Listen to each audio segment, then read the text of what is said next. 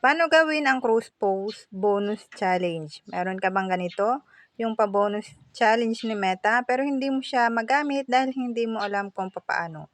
Ituturo ko ngayon sa bidyong ito at tapusin mo hanggang dulo para malaman mo.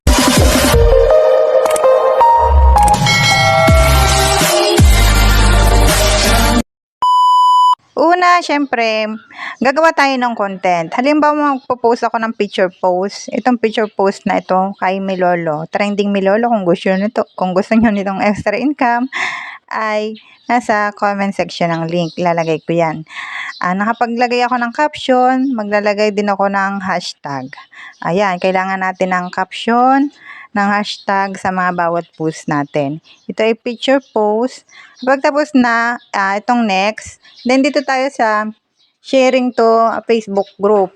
Dahil kapag scheduling post, ay hindi yan mapopost doon sa cross post bonus challenge. Hindi yan mapopost doon kapag ito ang pinili nyo. Dapat ang pipiliin nyo itong nasa group. Yan. And then, ang mga group na sinalihan nyo ay lalabas diyan kapag ikinilik nyo yan. So, itong pipiliin nyo yung may blue na ganyan. Ayan dapat.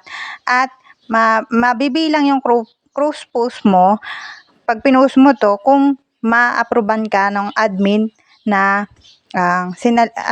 nilagyan mo ng check kanina doon.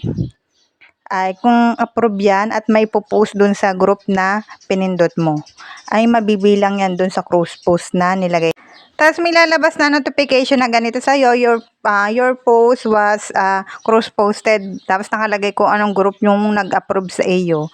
Lalabas yon kung halimbawa ay pinost ng admin yung iyong post na inilagay dun sa group nila. Kung nireject nila yon at hindi pinost, hindi yon bibilang.